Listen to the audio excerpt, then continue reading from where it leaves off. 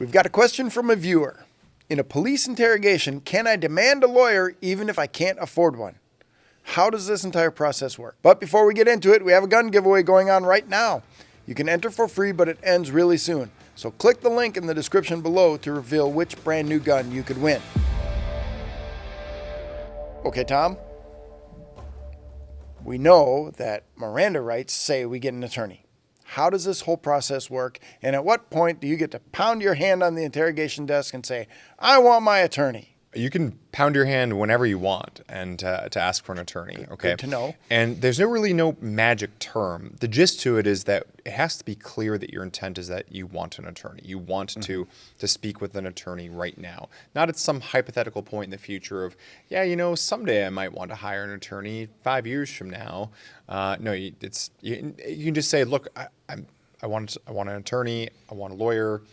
I want a public defender. I want whatever. It just needs to be clear. I'm not talking to you until I get an attorney? Ideally, yes. I mean, look, the more clear you can be, the better this is going to be if it comes to a challenge down the line, Miranda Goodchild hearing, something like that, of trying to determine whether or not your statement ought to be thrown out of evidence because it was a custodial statement, so you're in custody.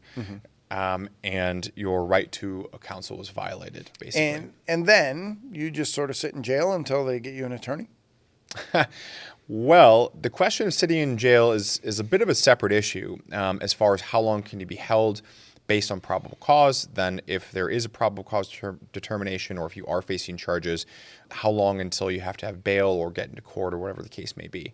So the gist to it is, depending upon the state, depending upon the issues, there's going to be different timelines for that. The general gist to it is that there's going to be maybe a handful of days that you can be held before you're going to be subject to whatever your state's bail laws, whatever jurisdiction you're in, however those bail laws apply at that point. But the bottom line is this. If you're facing a police interview and if you ask for an attorney, they should be breaking off that interview. That does not mean that you walk free. That is not a get out of jail card, all right? And you can walk back and erase your own request for an attorney in many respects if you then ask for an attorney and then keep talking, okay?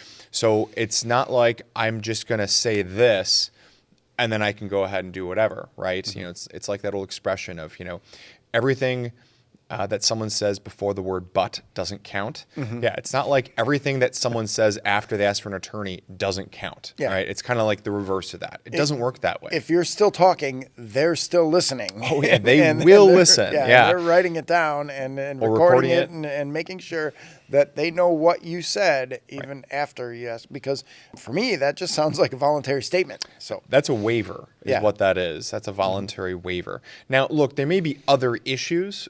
Perhaps there was lack of probable cause for the arrest.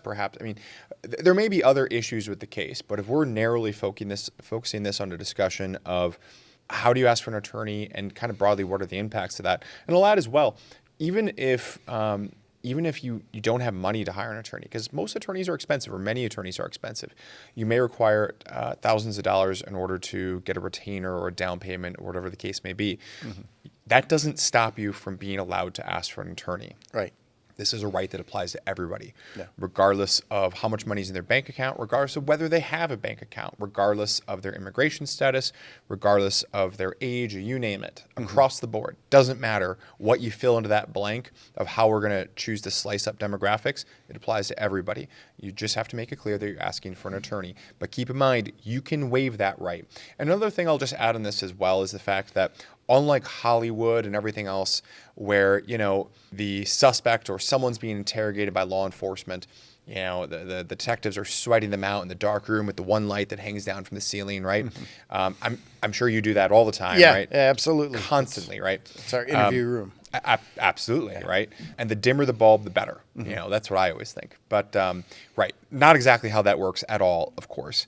But something else that this isn't the way this works at all is myself as the defense attorney, I stroll into the police department with a suit, a tie that might be a little bit crooked, maybe not. I don't know. Not your tie, Tom. Not my tie, right. But I've heard ties can be crooked.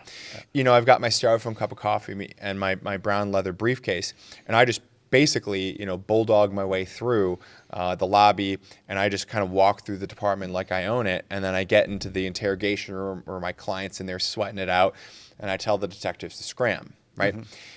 If I try to do that, I don't know exactly where in the hallway, if I make it to the hallway before I'm tased and on the ground and in handcuffs. Yeah. But I'll tell you what, it's probably not at the point where I'm in that room. Yeah. Okay. It doesn't work that way. You have to be able to stand your ground when you're in these scenarios to raise your own rights. Me making a call and saying my client's raising my rights, your parents making a call saying, or your spouse or your loved one or partner or whatever, right? Doesn't work like that, okay? Now, there's exceptions to every single thing I'm saying, right? There's always exceptions. But as a general rule, it does not work like that. You have to know your own rights, and you have to know how to exercise them. Yeah, absolutely. So quick recap, you can ask for an attorney at any time, make it clear you want one, and then remain silent. Stop talking. Right. Absolutely. Put the shovel down. Yeah. Want to know the 3 biggest mistakes when carrying a handgun? Then click on the video next to me to reveal all 3 mistakes. Mistake number 2 may shock you. Everybody has their own cardinal rules for what they're going to do when they're carrying a gun. But right now, I'm going to give you 3 things that you must never do